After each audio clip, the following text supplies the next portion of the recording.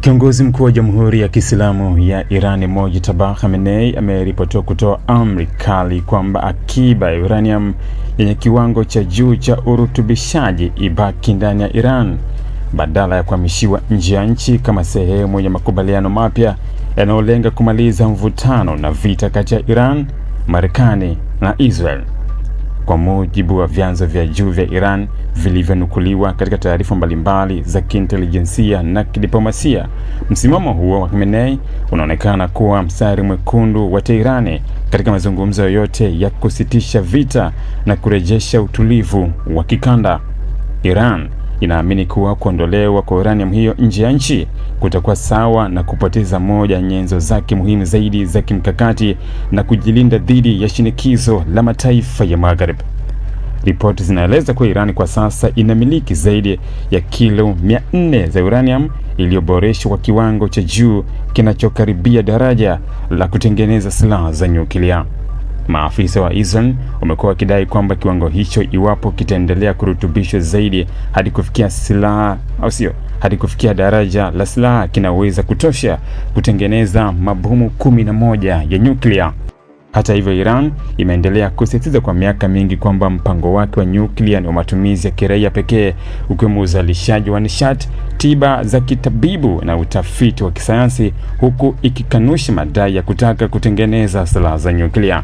Tehran imekuwa ikisema kuwa ina haki ya kuendeleza teknolojia ya nyuklia kwa mujibu wa mikataba ya kimataifa, mradi tu iwe chini ya usimamizi wa taasisi za kimataifa.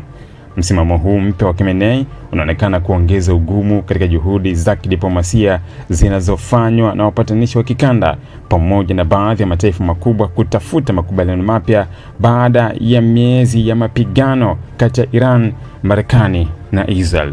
Mojawapo ya masharti ambayo yamekuwa yakisukumwa na Marekani na Israel ni kuondolewa au kuhamishwa nje kwa akiba ya uranium ya Iran, hatua inayodai itapunguza hatari ya Iran kuweza kutengeneza silaha za nyuklia kwa haraka. Mapema mwezi huu, afisa mmoja mwandamizi wa Israel alinukuliwa akisema kuwa iwapo uranium hiyo haitatolewa nje ya Iran, basi operesheni ya kijeshi iliyoanzishwa Februari dhidi ya Iran inaweza kuchukuliwa kama kushinda. Kauli hiyo inaonyesha namna suala la uranium linavyoonekana kuwa kiini cha malengo ya kijeshi ya Israel katika mgogoro huo.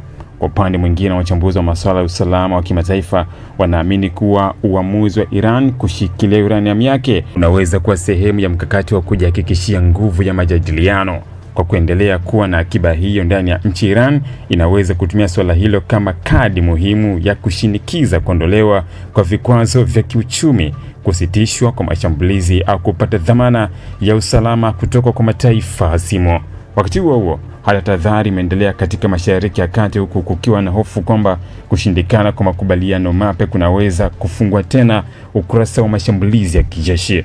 Marekani na Israel zimekuwa zikisisitiza kuwa hazitaruhusu Irani kufikia uwezo wa kutengeneza silaha za nyuklia, huku Iran nayo ikionya kuwa shinikizo lolote la kijeshi au kulazimishwa kukubali masharti linaweza kuongeza mzozo na kuleta madhara makubwa zaidi kwa usalama wa eneo lote.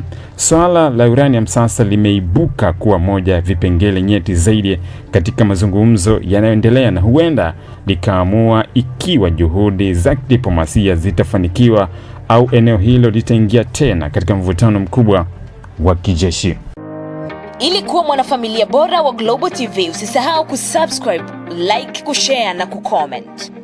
Baada ya kusubscribe, bonyeza alama ya kengele ili kupata taarifa kwa kila video inayopanda Global TV Online.